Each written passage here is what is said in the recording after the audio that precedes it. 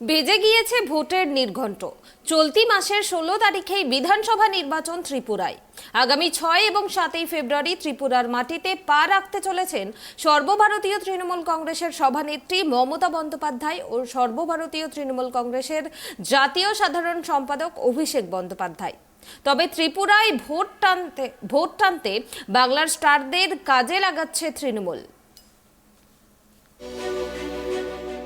চলতি মাসের 16 ফেব্রুয়ারি ত্রিপুরার বিধানসভা নির্বাচন। ত্রিপুরায় 60 আসনের বিধানসভাতে 28 আসনে প্রার্থী দিয়েছে বাংলার শাসক দল তৃণমূল। আর সেই সব আসনে জিততে দেব, মিমি, নুসরাতদের কাজে লাগাতে চাইছে তৃণমূল। আগামী 6 এবং 7 ফেব্রুয়ারি ত্রিপুরার মাটিতে পা রাখতে চলেছেন সর্বভারতীয় তৃণমূল কংগ্রেসের সভানেত্রী তথা বাংলার মুখ্যমন্ত্রী মমতা বন্দ্যোপাধ্যায় ও সর্বভারতীয় তৃণমূল কংগ্রেসের সাধারণ সম্পাদক অভিষেক বন্দ্যোপাধ্যায়। ত্রিপুরায় প্রচারে আসছেন পশ্চিমবঙ্গ তৃণমূল কংগ্রেসের সভাপতি সুব্রত বক্সি সহ তৃণমূল কংগ্রেসের বরিষ্ঠ নেতা তথা লোকসভার সাংসদ সদীপ বন্দ্যোপাধ্যায়। সর্বভারতীয় তৃণমূল কংগ্রেস প্রার্থীদের নির্বাচনের লড়াইয়ে সাহস ও সমর্থন জোগাতে মোট 37 জন তারকা প্রচারক আসতে চলেছেন ত্রিপুরার মাটিতে, যার মধ্যে রয়েছেন লোকসভার সাংসদ মৌমা মৈত্র থেকে শুরু করে লোকসভার সাংসদ কাকলি ঘোষ দস্তিদার, মেমি চক্রবর্তী, দীপক অধিকারী, নুসরাত জাহান, কলকাতার মেয়র তথা নগর উন্নয়ন এবং পৌর বিষয়ক মন্ত্রী ফিরহাদ হাকিম সহ পশ্চিমবঙ্গের বিশিষ্ট নেতৃবৃন্দরা।